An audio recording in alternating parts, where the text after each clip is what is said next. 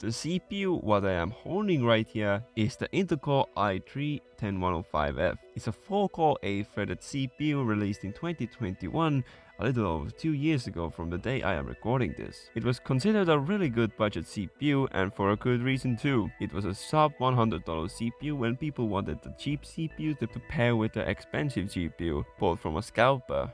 This quad-core served anyone well that wanted to experience good gaming performance in all games for a cheap price. When Intel released this CPU and its cheaper cousin, the i3-10100F, it was the first time Intel included more than 4 threads with the i3 lineup of processors.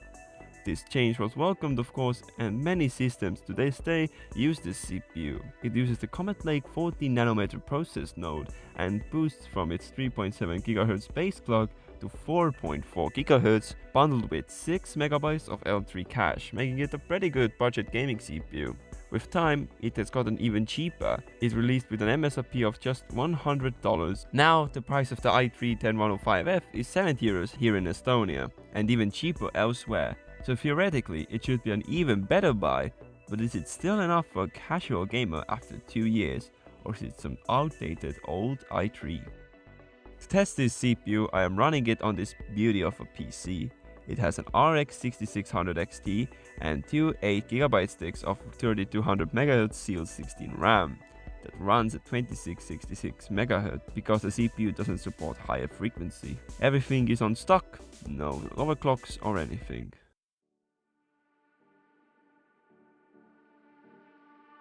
First off, we got the one and only Valorant.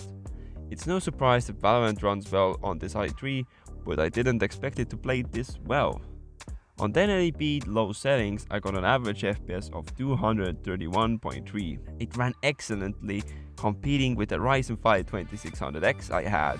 The 1% and the 0.1% lows were good too, being 110.1 and 12.7 FPS respectively. Next we have Rocket League. Rocket League's performance quite honestly shocked me. On 1080p low, this beast of a CPU got an average FPS of 378. That's almost 400 FPS by some cheap i3. The lows were also amazing, as the 1% low was over 144 FPS at 158.4, over most gamers' monitors' refresh rate. The game ran so smoothly, I just kept playing it, as I usually don't play Rocket League that much, but I enjoyed it. Now we got Apex Legends. Performance of Apex is great. You can achieve high refresh rate on 1080p, as this CPU got an average FPS of 156. The 1% low is still pretty high at 117 FPS, and the 0.1% is 91 FPS. Those are some good low numbers for cheap CPU, but there is one CPU that will dominate that i3. So if you want to know what that is, stay till the end to find out. Also, if you're finding this interesting, be sure to subscribe. You don't want to miss out the RX 6600 XT review coming around May. Fortnite is up next. Fortnite's performance was pretty smooth. I didn't feel a lot of dips while playing it. It's titled on 1080p low DX12. I got an average FPS of 106.8 with pretty good 1% and 0.1% lows of 93 and 42.4 FPS. I did not feel any stutter at all, and a stutter may have happened while opening a menu or something while testing. Fortnite has definitely gotten more stable with time, as I remember getting stutters with better CPUs back in the day.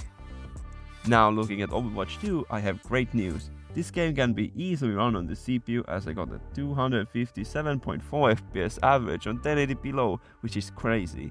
I can't express how good this CPU is. Yes, the game is very undemanding, but that doesn't mean that you shouldn't get this CPU, because if all the FPS numbers you see are good enough for you, then why pay for a better CPU? While I was talking, you probably saw the lows too, and somehow they are much lower than the averages. But as long as the 0.1% low is close to 60 FPS, everything is amazing in my eyes, and the CPU is only 6% off from that. Our last first-person shooter on this list is none other than Warzone 2. Going in at 1080p basic, which is very much low, we got an okay-ish FPS of 74.1 for average, 43.7 FPS for a 1% low, and 25.6 FPS for a 0.1% low. The game doesn't really feel stuttery and is good enough to play, at least in my eyes, who doesn't like this game that much and doesn't play it. Going to finish this benchmarking section with Shadow of the Tomb Raider. Very balanced game, and this is a global benchmarking reference point, and in this title the i3 gets 124.5 FPS average. For some reason the benchmarking software didn't want to give us the lows, so I can't give you guys numbers, but what I can give you is my word that the game was smooth and I didn't see any visible stutter.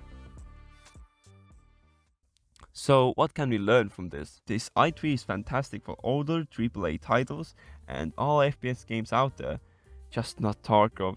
The CPU is good for its price on the new market, but there has appeared a new CPU in the price range, and it's the Ryzen 5 3600. It used to be an expensive CPU, but now when Ryzen 7000 launched, the stores want to clear out the stock. So now I see Ryzen 5 3600s for €75 on online stores. So if you want to build a PC on AM4, go for the 3600. The motherboards can be found for cheap too, and the CPU supports PCIe Gen 4. So you theoretically could pair the CPU with the 6500 XT if you're low on cash and just want a PC for light gaming and high FPS. If you can't find the Ryzen 5 3600, then the next best bet is the i3 or a Ryzen 5 4500, whichever is cheaper. In my opinion, the i3 Den 105F nor the i3 Den 100F and the other variants of them are not worth it anymore in 2023 because of the Ryzen CPUs that are much better for almost the same price. Until you wait for my next upcoming video, maybe you should watch my review on the RX 5700 XT.